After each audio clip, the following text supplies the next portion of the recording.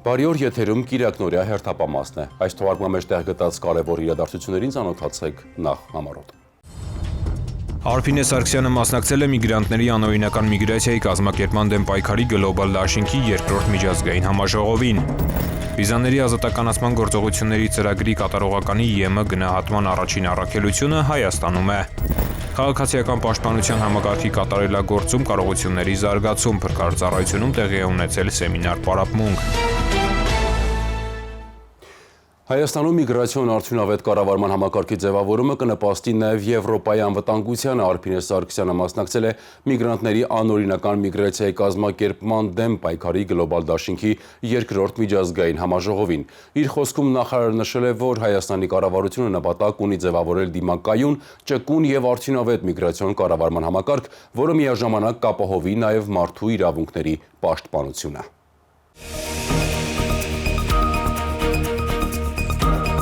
Ներքին գործերի նախարար Արփինե Սարգսյանը դեկտեմբերի 10-ին Բրյուսելում մասնակցել է միգրանտների անօրինական միգրացիայի կազմակերպման դեմ պայքարի գլոբալ դաշինքի երկրորդ միջազգային համաժողովին։ Համաժողովի ընթացքում բացման խոսքով հանդես են եկել Եվրոպական հանձնաժողովի նախագահ Ուրսուլա ֆոն դեր Լայենը, Եվրոպական միության ներքին գործերի եւ միգրացիայի հարցերով հանձնակատար Մագնուս Բրուները։ Ներքին գործերի նախարար Արփինե Սարգսյանը համաժողովի ընթացքում մասնակցել է պանելային քննարկմանը։ Պիտի փաստեմ, որ Հայաստանի Հանրապետությունը այս մասնակցությամբ միացել է գլոբալ դաշինքին, ինչը թույլ է տալիս միավորելու ջանքերը անօրինական միգրացիայի դեմ պայքարի հարցում, որը դարձել է արդեն համաշխարհային ըստ էության մարտահրավեր, եւ այստեղ կարիք կա իրականում միավորելու ջանքերը։ Նախարարի խոսքով Հայաստանը որպես ՄԱԿ-ի անդրազգային կազմակերպված հանցավորության դեմ կոնվենցիային եւ դրա արձանագրությանը միացած պետություն առաջնահերթություն է համարում միգրանտների անօրինական միգրացիայի կազմակերպման դեմ պայքարը, միաժամանակ ուշադրության կենտրոնում պահելով անկանոն միգրացիայի կանխարգելումը։ Հայաստանի կառավարությունը նպատակ ունի ձևավորել դիմակայուն, ճկուն եւ արդյունավետ միգրացիոն կառավարման համակարգ, որը միաժամանակ կապահովի մարդու իրավունքների պաշտպանությունը եւ մեր երկրի, ինչպես նաեւ ավելի ընդգրկուն տարածաշրջանի, այդ թվում Եվրոպայի անվտանգությունը, նշել է Արփինե Սարգսյանը։ Նախարար Սարգսյանի խոսքով Հայաստանը հետևողականորեն ուժեղացնում է անկանոն միգրացիայի դեմ պայքարի ոլորտում իր արձագանքը, քրեականացնելով ապօրինի միգրացիայի կազմակերպումը, գործընկերների հետ համատեղ կատարելագործելով ռեադմիսիոն ընթացակարգերը, իրականացնելով նպատակային իրազեկման արշավներ եւ խթանելով օրինական միգրացիայի ուղիները։ Արփինե Սարգսյանը համոզմունք է հայտնել, որ միգրանտների անօրինական միգրացիան ոչ մի պետություն ինքնուրույն չի կարող հաղթահարել։ Այն սահմանները հատող հանցագործություն է, որը պահանջում է կայուն միջազգային համագործակցություն, ինչը եւ մենք շարունակում ենք ամրապնդել, խորացնելով կապը Եվրոպոլի հետ, ասել է նա։ Ներքին գործերի նախարարի խոսքով տեղեկատվության եւ փորձի արդյունավետ փոխանակման ուղղված Հայաստանի եւ Եվրոպոլի միջև կնքված համագործակցության համաձայնագիրը կնպաստի անօրինական միգրացիայի դեմ պայքարի արդյունավետության բարձրացմանը։ Նա ընդգծել է, որ մշակման փուլում գտնվող միգրացիայի կառավարման ռազմավարական նոր ծրագիրը կնախանշի այս ոլորտների զարգացման ուղղությունները։ Ներքին գործերի նախարար Արփինե Սարգսյանը Բելգիայի թագավորություն այցի շրջանակում հանդիպել է Եվրոպական միության ներքին գործերի եւ միգրացիայի հարցերով հանձնակատար Մագնուս Բրուների հետ։ Արփինե Սարգսյանը Եվրոպական միության վիզաների ազատականացման գործընթացում առաջնորդության եւ կառուցողական ներգրավվածության համար շնորհակալություն հայտնելով Մագնուս Բրուներին ընդգծել է, որ Հայաստանը գործողությունների ծրագրի հենանիշերը որակով եւ պատշաճ ընթացակարգերով իրականացնելու հանձնառություն ունի։ Գործընկերոջս հետ քննարկել ենք մի շարք հարցեր, որոնք վերաբերել են նաեւ վիզաների ազատականացման երկխոսության եւ նաեւ վերջերս Հայաստանի Հանրապետությանը հանձնված գործողությունների ծրագրին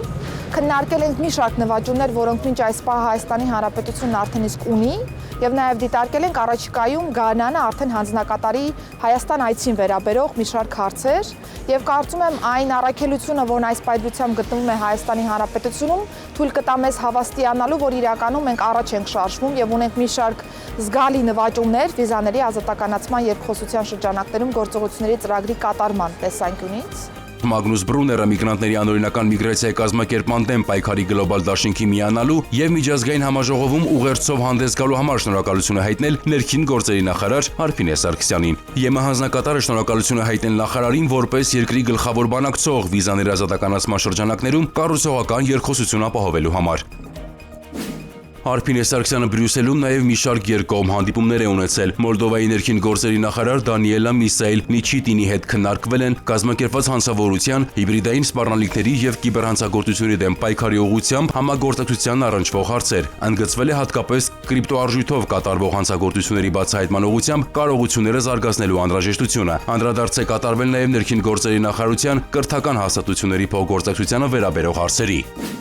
Եվրոպական սահմանային եւ ափամերձ տարածքների պահպանության գործակալության գործադիր տնօրեն Հանս Լեյտենսի հետ հանդիպանը ներքին գործերի նախարար Արփինե Սարգսյանը կարևորել է Եվրոպական միության հետ ակտիվ երկխոսությունը, ներկայացնելով վիզաների ազատականացման համատեքստում ընթացող բարեփոխումները։ Կողմերը քննարկել են սահմանների կառավարման եւ անվտանգության ոլորտին վերաբերող մի շարք հարցեր։ Ներքին գործերի նախարարը անդրադառնալով բիոմետրիկ համակարգի ներդրման ուղղությամբ կատարված աշխատանքներին, ընդգծել է Հայաստան-ԵՄ հարաբերությունների շրջանակում դրանց ռազմավարական նշանակությունը։ Արփինե Սարգսյանը կարևորել է Frontex-ի հետ բազմակողմանի համագործակցությունը եւ ընդգծել այն ընդլայնելու պատրաստակամությունը։ Frontex-ի հետ արդեն իսկ վերջնականացման փուլում է գտնվում աշխատանքային համաձայնագիրը, որը թույլ կտա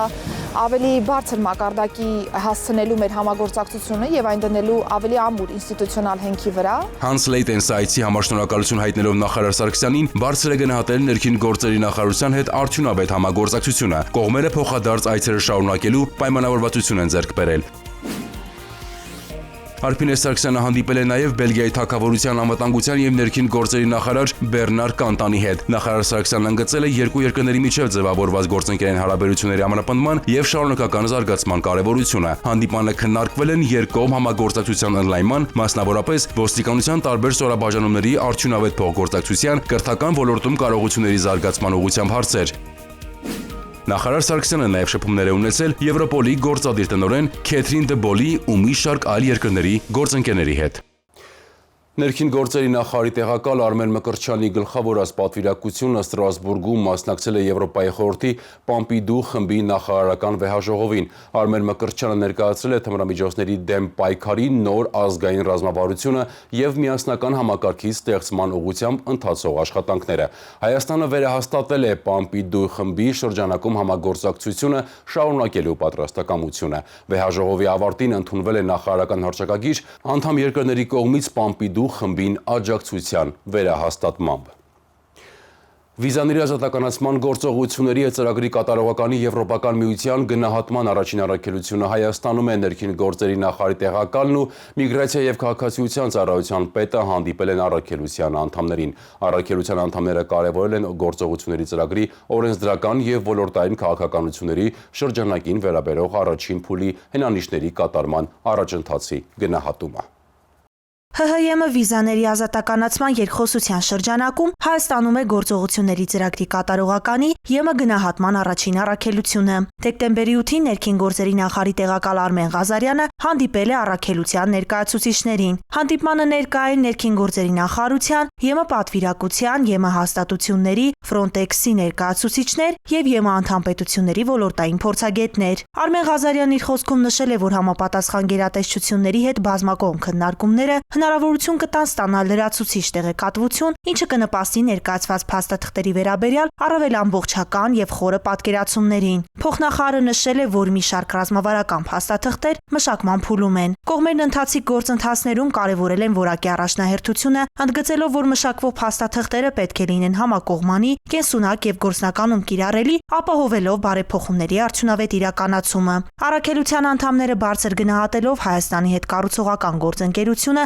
կարևորել են գործողությունների ծրագրի օրենսդրական եւ ոլորտային քաղաքականությունների շրջանակին վերաբերող առաջին փուլի հենանիշների կատարման առաջընթացի գնահատումը։ Նշվել է, որ գործողությունների ծրագրի վերաբերյալ Եվրոպական հանձնաժողովի առաջին զեկույցը նախատեսվում է պատրաստել Եվրոպական քաղաքական համայնքի գագաթնաժողովին ընդառաջ։ Նույն օրը ԵՄ գնահատման առաքելության անդամները միգրացիա եւ քաղաքացիության ծառայությունում ծառայության պետ Նելի Դավթյանի գլխավորությամբ հանդիպել են գերատեսչության ղեկավար կազմի հետ։ Նելի Դավթյանը նշել է, որ միգրացիա եւ քաղաքացիության ծառայությունը ՀՀ-ԵՄ վիզաների ազատականացման գործողությունների ծրագրի իրականացման ուղղությամբ ներդնում է բազմակողմ եւ հետեւողական ջանքեր։ Ծառայության պետը ներկայացրել է գործողությունների ծրագրի վերաբերելի կետերը, անդրադառնալով ոլորտը կարգավորող քաղաքականության, իրավական շրջանակի, մշակվող նոր փաստաթղթերի, կենսաչափական համակարգի ներդրման, տվյալների եւ իրավական ինքնության պաշտպանության, սահմանների համալիր կառավարման, ապաստանի տրամադրման ոլորտներին, ինչպես նաեւ միգրացիայի կառավարման շղթայի այլ բաղադրիչներին։ Ծավալվել է ակտիվ քննարկում։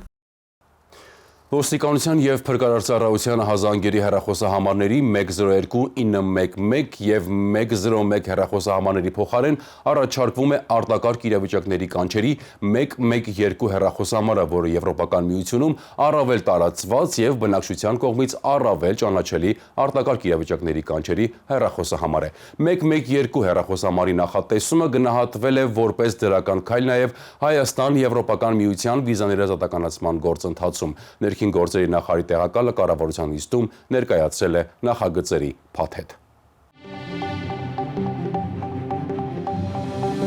Կառավարությունը դեկտեմբերի 11-ի նիստում հավանություն է տվել ներքին գործերի նախարարության ոստիկանության մասին օրենքում լրացում կատարելու մասին օրենքի և հարակից օրենքների նախագծերի փաթեթին, որը ներկայացրել է ներքին գործերի նախարարի տեղակալ Արմեն Մկրտչյանը։ Արմեն Մկրտչյանի խոսքով ներքին գործերի նախարարության կառուցվածքում նախատեսվում է ստեղծել օպերատիվ կառավարման գրասենյակ։ Այն հանրապետության ողջ տարածքում լինելու է արտակարգ իրավիճակներում արագ արձագանքման և օգնության տրամադրման արդյունավետ համակարգ։ Առաջարկվում է ներքին գործերի նախարարության կառուցվածքում ստեղծել օպերատիվ կառավարման գրասենյակ, որի հիմնական գործառույթները կհանդիսանան օպերատիվ իրավիճակի շուրջօրյա մշտադիտարկումը, ճգնաժամային իրավիճակների կառավարումը, այդ թվում ճգնաժամային հեռախոսազանգերի, ինչպես նաև այլ եղանակով ստացված տեղեկությունների ընդունումը, օպերատիվ արձագանքի կազմակերպումը, ինչպես նաև արձագանքող ուժերին անհրաժեշտ կողմնորոշիչ տեղեկությունների տրամադրումը։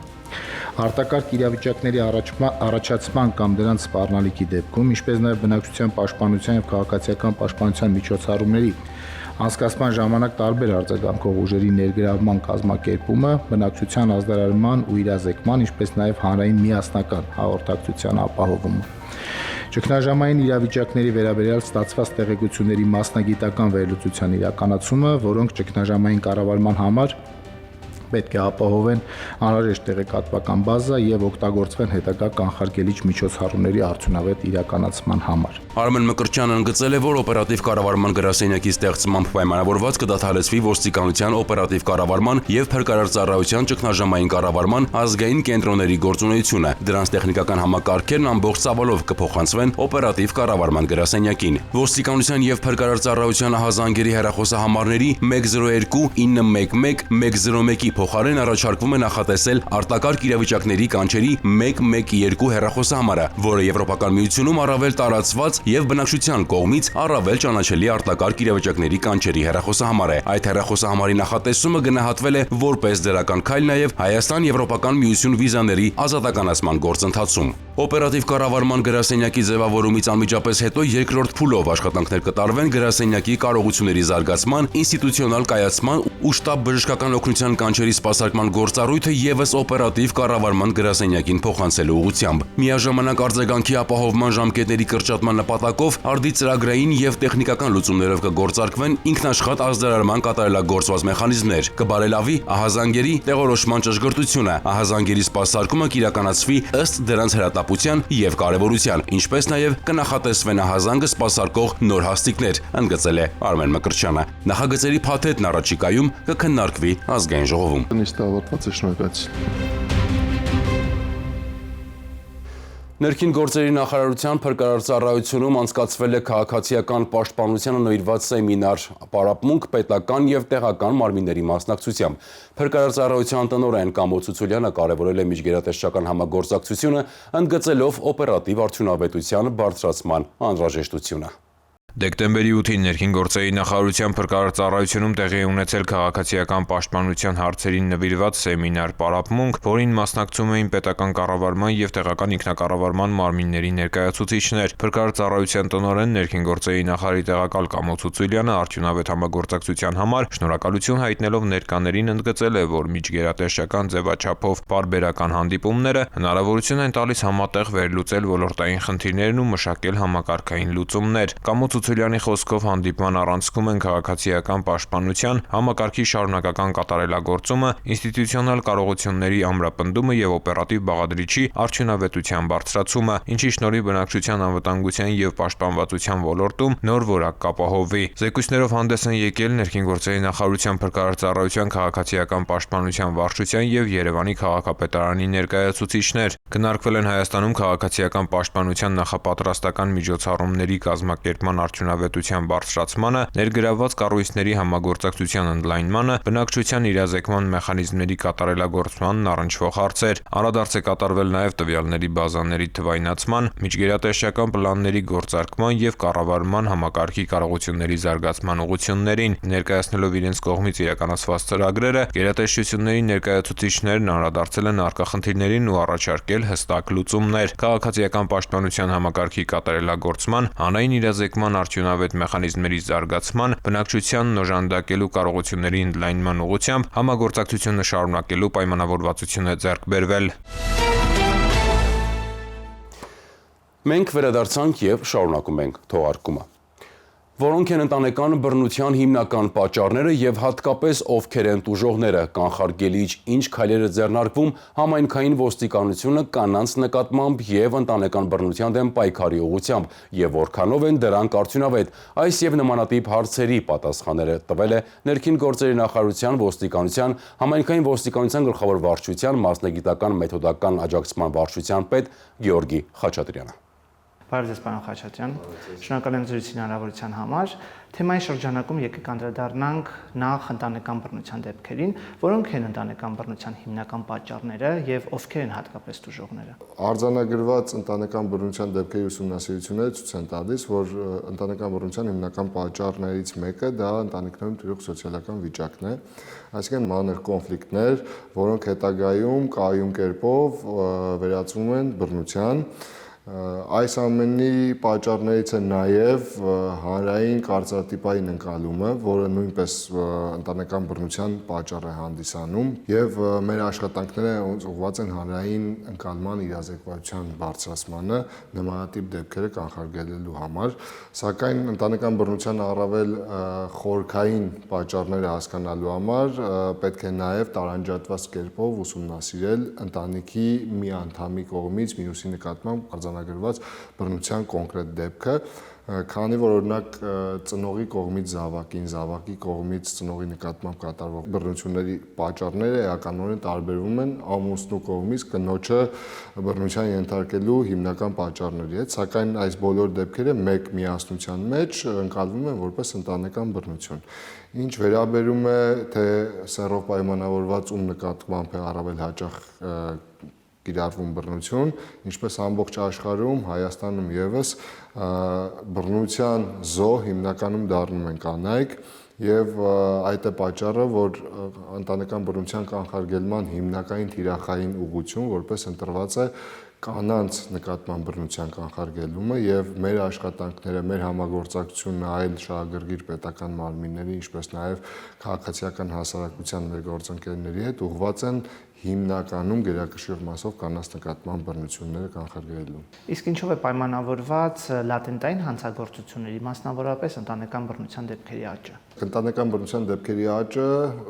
ունի մի քանի պատճառ։ Նախորդ տարիներին իրականացված լայնածավալ իրազեկման գործընթացներն են այդ նպատակով կազմակերպված արշավները, որոնք բնականաբար էական նպաստ են ունեցել ընտանեկան բռնության դեպքերի աճին։ Այս ամենին զուգահեռ նաև ընտանեկան բռնության դեպքերի աճ ունենք պայմանավորված 2024 թվականին օրենքում կատարված փոփոխությամբ, համաձայն որի սահմանվեց ընտանիքի անդամների նոր հասկացություն, հիմքում դնելով անկախ համատեղ բնակության հանգամանքը,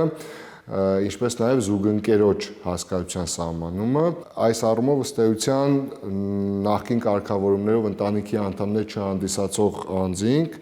նոր գործող օրենսդրության համաձայն հանդիսանում են ընտանիքի անդամներ, հետևաբար նրանց կողմից բռնության որևէ փաստ կամ դեպք դիտվում է որպես ընտանեկան բռնության դեպք։ Կցանկանամ նշել նաև, որ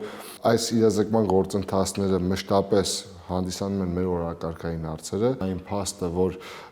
տարեստարի ունենում ենք ընտանեկան բռնության դեպքերով ոստիկանությանը հաղորդելու, ոստիկանությանը դիմելու կայուն աճի տենդենց, առնվազն ցույց է տալիս, որ ընտանեկան բռնության կանխարգելման գործընթացում մենք գտնվում ենք ճիշտ ճանապարհի վրա։ Ինչ կանխարգելիչ միջոցներ է իրականացնում համայնքային ոստիկանությունը եւ որքանով են դրանք արդյունավետ։ Ներքին գործերի նախարարությունը հետևողականորեն քայլեր է ձեռնարկում այս գործընթացը առավել արդյունավետ կազմակերպելու համար, մասնավորապես հիմնական շեշտադրումը դրվում են կարողությունների եւ հմտությունների զարգացմանը, դասընթացների եւ վերապատրաստումների անցկացման միջոցով, ինչպես նաեւ թվային գործիքների եւ տեխնիկական հնարավորություններով համալրելու կամ արկա միջոցները վերազինելու միջոցով այս առումով կցանկանամ առանձնացնել հատկապես ՄԱԿ-ի բնակչության հիմնադրամի աջակցությամբ 2025 թվականի հունիս ամսից ոստիկանությունում գործարկված SafeU թվային պլատֆորմը, որը վստահաբար մեծ արդյունավետություն կունենա ընտանեկան բռնությունների դեպքերի արձանագրմանը եւ հետագա կանխարգելմանը, քանի որ նշված պլատֆորմը ոչ միայն ահազանգման միջոց է ընտանեկան բռնությունից տուժած անձի համար, այլ նաև բավականին մեծ վերլուծական տարածք է բացում ոստիկանության համար, հետագայում խնդիրները առավել թիրախային արձանագրելու, դրանք առավել ճիշտ գույքագրելու եւ հասցեավորելու տեսանկյունից։ Հաջորդիվ կցանկանամ նշել նաև, որ ներկայումս մենք նախաձեռնել ենք էլեկտրոնային ձեռնաշղթաների գնման process-ը։ Էլեկտրոնային ձեռնաշղթաները արդյունավետ մեխանիզմ են բռնություն գործադրած անձանց նկատմամբ կիրառվող սահմանափակումները վերահսկելու առումով։ Կատարվել են մի շարք օրենսդրական փոփոխություններ, մասնավորապես ընտանեկան եւ կենցաղային բռնության կանխարգելման ու ընտանեկան եւ կենցաղային բռնության ենթարկված անձանց պաշտպանության մասին օրենքում եւ քրեական օրենսգրքում, համաձայն որի էլեկտրոնային ձեռնաշղթան կրելուց հրաժարվելը առաջացնելու է քրեական պատասխանատվություն։ Էլեկտրոնային ձեռնաշղթաների կիրառումը նաև մեծ գործիք է հետագայում բռնության կրկնման ռիսկերը նվազեցնելու եւ վերահսկողական մեխանիզմներն առավել արդյունավետ իրականացնելու համար։ Պարոն Խաչատրյան, դուք ձեր խոսքում նշեցիք քաղաքասարակության ներգրավվածության մասին։ Համայնքային ոստիկանությունը քաղաքասարակության հետ ինչ ձևաչափով է աշխատում կանխարգելման տեսանկյունից։ Ընտանեկան բռնության դեմ պայքարը դա համալիր գործընթաց է եւ մեկ պետական մարմնի կամ միայն պետական մարմինների լավ աշխատանքը վստահաբար չի տալու ցանկալի արդյունք։ Այս առումով շատ մեծ դերակատարություն ունեն այս գործընթացում մեր քաղաքասարակության գործընկերները եւ միջազգային կառույցները, հատկապես ընտանեկան բռնության կանխարգելման գործընթացում քաղաքասարակության դերը շատ ավելի բարձր է, քանի որ շատ դեպքերում մի շարք ոլորտային խնդիրներ հենց վեր են հանվում մեր քաղաքասարակության ներկայացուցիչների կողմից, որոնք ինչ-որ մի պահ մեր համար տեսանելի կամ նկատելի չեն եղել։ Համագործակցությունը իրականացվում է ինչպես տարբեր պլատֆորմային մակարդակում, այնպես էլ առօրյա աշխատանքների կազմակերպման process-ում 24/7 ռեժիմով։ Այս առումով մեր համագործակցությունը առավել արտահայտիչ է բռնությունից տուժած անձանց պաշտպանության գործընթացը պատշաճ կազմակերպելու առումով։ Պարոն Խաչատրյան, տեսակետ կա, որ վերջին շրջանում հաճախակի են դարձել երեխաների անհետ կորելու դեպքերը։ Որն է դրա հիմնական պատճառը եւ այս ուղղությամբ ինչ գործողություններ է իրականացնում համայնքային ոստիկանությունը։ Անչափահասների հետ տարվող աշխատանքները մշտապես դրվել են ոստիկանության ռազմավարական խնդիրների հիմքում եւ բնականաբար այս աշխատանքներում առաջնային սկզբունքը դա երեխայի լավագույն շահն է, որպես կանոն հաշվի առնելով անչափահասի խոցելի լինելու հանգամանքը, անչափահասների հետ տեղի ունեցող որևէ իրադարձություն կամ դեպք, որպես կանոն ունենում է լայն արձագանք, հատկապես սոցիալական հարթակներում եւ մեդիա տիրույթներում, դառնում երկարատև քննարկման առարկա եւ դա է պատճառը, որ այդ լայն արձագանքների հետևանքով ստեղծվում է տպավորություն, որ անչափահասի հետ կատարվող որևէ դեպք ունի ինչ-որ աճի տենդենց, սակայն իրականում վիճակագրական տվյալները հակառակի մասին են փաստում եւ հատկապես անհայտ կորելու փաստերով նախորդ տարիների համեմատ մենք ունենք էական նվազում, այդուհանդերձ ոստիկանության համար դա չէ դեռևս ցանկալի արդյունքը եւ այս առումով դեռևս մենք շատ անելիքներ ունենք։ Անչափահասների շրջանում հատկապես տարածված երևույթ է բուլինգը։ Այս մասով ինչպես է գործում համայնքային ոստիկանությունը, հաշվի առնելով նաեւ անչափահասների հետ աշխատելու նրբությունը։ Վերջերս Աժի կողմից ընդունվեց երեխայի իրավունքների եւ երեխայի պաշտպանության համակարգի մասին նոր օրենքը, որում առաջին անգամ սահմանվեց երեխայի բուլինգի հասկացությունը, ինչպես նաեւ այդ թվում առցանց միջավայրում բուլինգը, ըստ էության կիբերբուլինգը, ինչպես նաև երեխայի բուլինգից տուժած երեխայի պաշտպանության իրավունքը։ Նոր օրենքով սահմանվել են նաև պետական եւ տեղական ինքնակառավարման մարմինների իմպերատիվ պարտականությունը ունենալու համապատասխան կանխարգելիչ միջոցառումներ բուլինգի դեպքերը կանխելու, դրանք բացահայտելու, բուլինգից տուժած երեխաների պաշտպանությունը պատշաճ կազմակերպելու համար։ Պարոն Խաչատրյան, անչափահասներին արատավոր երևույթներից զերծ պահելու համար համայնքային ոստիկանությունը դպրոցականների հետ կոնկրետ համակարգված աշխատանք իրականացնում է։ Անչափահասների հետ տարվող աշխատանքները բավականին զգայուն process են եւ այս աշխատանքները պետք է կազմակերպել շատ նրբությամբ, հաշվի առնելով այդ խոցելի տարիքային խումբ լինելը եւ համայնքային ոստիկանությունը այս առումով հիմնականում աշխատանքները կազմակերպում է անչափահասների հետ ուսումնակրթական հաստատություններում, տարբեր միջոցառումների շրջանակում զրույցների անցկացման ձևով, ինչպես նաեւ համայնքային ոստիկանության կողմից մշտադիտարկում է իրականացվում համացանցի տիրույթում հատկապես բացասական ազդեցություն ունեցող թրենդների հայտ բերելու եւ այդ ուղղությամբ արդեն կրթական հաստատություններում համապատասխան բացասական աշխատանքներ իրականացնելու միջոցով ոստիկանությունը մշտապես համագործակցում է ինչպես մանկավարժական կոլեկտիվների, այնպես էլ այլ շահագրգիռ պետական մարմինների հետ, ինչպես նաեւ երեխաների իրավունքներով զբաղվող հասարակական կազմակերպությունների հետ։ Եվ որպես ամփոփում համայնքային ոստիկանությունը հասարակության հետ համագործակցության շրջանակում ընտանեկան բռնության դեպքերի կանխման, կանանց նկատմամբ բռնության դեպքերի կանխման, ինչպես նաև անչափահասների տարվող տարբեր աշխատանքներում առավել շոշափելի արդյունքներ արձանագրելու համար ինչ գործիքակազմ պետք է կիրառի։ Ընտանեկան բռնության կանխարգելման, ինչպես նաև անչափահասների տարվող աշխատանքները առավել արդյունավետ իրականացնելու եւ շոշափելի արդյունքներ գրանցելու համար նախ եւ առաջ անհրաժեշտ են բավարար հմտություններ եւ կարողություններ, ինչը մենք դնում ենք համայնքային ոստիկանի կատարելագործման հիմքում եւ բնականաբար այս process-ները իրականացվում են կրթական մակարդակի բարձրացմամբ, համապատասխան վերապատրաստումների եւ դասընթացների միջոցով,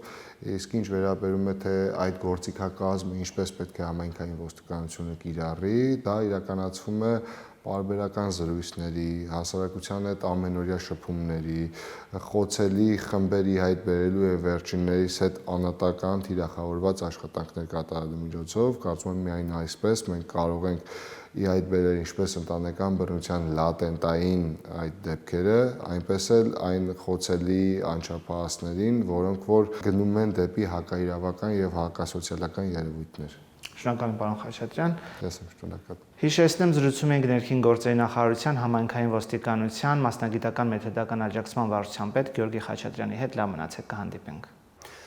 Անցնող շաբաթվա քրեական անցուդարձին առաջարկում եմ ծանոթանալ մեկ տեսաշարով։ Նոյեմբերի 20-ից ներքին գործերի նախարարության ոստիկանությունը արգելված ժամանակահատվածում սիկ տեսակի ձկան ապօրինի որսի կանխարգելման եւ դրա վաճառքը կանխելու ուղղությամբ ուժեղացված ծառայություն է իրականացնում։ Ձեռնարկված միջոցառումների արդյունքում Պարեկային ծառայության Գեղարքունիքի մարզի գումարտակի ջրային պարեկները դեկտեմբերի 6-ին Սևան Մարտունի գետապ ճանապարհի 2-րդ կիլոմետրին ստուգման նպատակով կանգնեցրել են վազ մակնիշի ավտոմեքենա։ Պարզվել է, որ Սևան քաղաքի բնակչի վարած մեքենայի բեռնախցիկում ապօրինի որսած սիկ կա։ Վարորդը եւ ուղևորը մեքենայով հանդերձ տեղափոխվել են համայնքային ոստիկանության Սևանի բաժին, որտեղ մեքենայի բեռնախցիկում հայտնաբերվել է 82 սիկ։ Ապօրինի ձկնորսության հաջորդ դեպքը ջրային պարեկները բացահայտել են դեկտեմբերի 7-ին։ Սևան Մարտունի գետապ ճանապարհի 6-րդ կիլոմետրին ստուգման նպատակով կանգնեցվել է Նորատուս գյուղի բնակչի վարած վազ մակնիշի ավտոմեքենան։ Կրկին պարզվել է, որ բեռնախցիկում ապօրինի որսած սիկ տեսակի ձկներ կան։ Մեքենան տեղափոխվել է համայնքային ոստիկանության Սևանի բաժին։ Ստուգման մեքենայի բեռնախցիկում հայտնաբերվել է 154 սիկ։ Նշված դեպքերով կատարվում է քննություն։ Հիշեցնենք, որ մինչև փետրվարի 1-ը արգելվում է Սևանալճում զբաղվել ձկնորսությամբ։ Որսի կանոնները խախտելու, ինչպես նաև ապօրինի որսի դեպքում նախատեսվում է օրենքով սահմանված պատասխանատվության միջոցներ։ Համայնքային ոստիկանության Մալաթիայի բաժնի ծառայողները ձեռնարկած միջոցառումների արդյունքում դեկտեմբերի 6-ի գիշերը ժամը 3-ի սահմաններում հարավ-արևմտյան B2 թաղամասի շենքերից մեկի մոտ հայտնաբերել թմրամիջոց իրացնելու կասկածանքով ոստիկանության գվարդիայի գործընկերների հետ համատեղ ձերբակալել եւ բաժին են տեղափոխել Երևանի բնակիչ 17-ամյա երկու աղջիկների։ Անձնական խուզարկությամբ նրանց մոտ հայտնաբերվել է 64 փաթեթ, ընդհանուր 61.19 գրամ քաշով։ Պարզվել է, որ նրանք 16 փաթեթ արդեն տեղադրել էին Շենգավիթ եւ Մալաթիա Սեբաստիա վարչական շրջաններում։ Կազմված փաստաթղթերը եւ ձերբակալվածները ներկայացվել են նախաքննական մարմին, հանգամանքները պարզվում են։ Ծանուցում ենթադրյալ հանցանքի մեջ կասկածվողը կամ մեղադրվողը համարվում է անմեղ, քանի դեռ նրա մեղավորությունը ապացուցված չէ Հայաստանի Հանրապետության քրեական դատավարության օրենսգրքով սահմանված կարգով, դատարանի օրինական ուժի մեջ մտած դատավճռով։ Եվ թողարկման վերջում վերջերս Hello-Bit առցանց հարթակում ներդրում կատարելու հետևանքով տուժել են բազմաթիվ քաղաքացիներ։ Ներքին գործերի նախարարության ոստիկանության կիբերոստիկանությունը համագործակցելով միջազգային գործընկերների հետ հաջողությամբ արգելափակել է Hello-Bit ֆինանսական բուրգի որոշ դոմենային հասցեներով գործող կայքերի գործունեությունը։ Արգելափակման արդյունքում տվյալ հասցեներն այլևս հասանելի չեն, ինչը միտված է կանխելու քաղաքացիների հնարավոր ֆինանսական վնասները։ Բացահայտման աշխատանքները շարունակվում են, շղթայի ամբողջությամբ բացահայտումը գտնվում է ակտիվ փուլում։ Շաբաթվա կարևորները այսքանն էին, ես ձեզ հրաժեշտ եմ տալիս, հաջողություն։